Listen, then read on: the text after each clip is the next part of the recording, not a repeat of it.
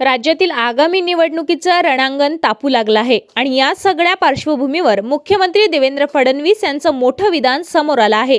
फडणवीस म्हणाले, शक्य तिथे महायुती म्हणून निवडणूक लढण्याचं पक्षाचं प्राधान्य राहील। म्हणजेच भाजपा, शिंदे गट आणि अजित पवार गट हे तिन्ही घटक मिळून राज्यातील जास्तीत जास्त जागांवर एकत्रितपणे लढण्याची तयारी करत आहे। या वक्तव्यामुळे राजकीय वर्तुळात चर्चा रंगू लागली आहेत, कारण महायुतीचं एकत्रित रणनीती आखली गेली तर विरोधकांसाठी ही निवडणूक कठीण होऊ शकते। आमचे अध्यक्ष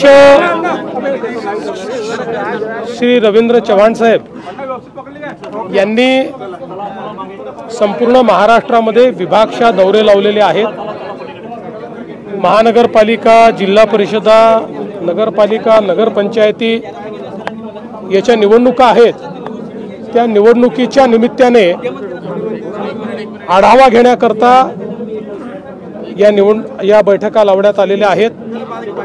आमचे यापूर्वी मराठवाडा, उत्तर महाराष्ट्र, कोकण असे सगळे विभाग आम्ही पूर्ण आणि पश्चिम महाराष्ट्र असे 4 विभाग पूर्ण केले आहेत। आता अमरावती विभागाचा आमचा आढावा संपतोय आणि संध्याकाळी नागपूर विभाग करून मग केवळ मुंबई महानगरपालिका आमची बाकी राहील, जी पुढच्या आठवड्यात आम्ही करू। एकूणच कार्यकर्त्यांची मानसिकता आणि तयारी चांगली आहे।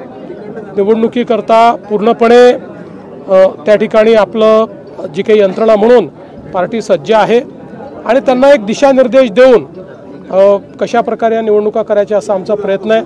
युतीच्या संदर्भातही आम्ही जे काही अधिकार आहेत ते खाली देतो आहोत, पण साधारणपणे जिथे जिथे शक्य आहे तिथे युती केली पाहिजे अशा प्रकारचे निर्देश दिलेले आहेत आणि एखाद्या ठिकाणी युती झाली नाही तरी मित्रपक्षावर टीका करू नये अशा प्रकारचे निर्देश हे त्या ठिकाणी दिलेले आहेत। मला असं वाटतं की महायुती म्हणून या निवडणुकीमध्ये चांगलं यश आमच्या तिन्ही पक्षांना मिळेल। कार्यकर्त्यांची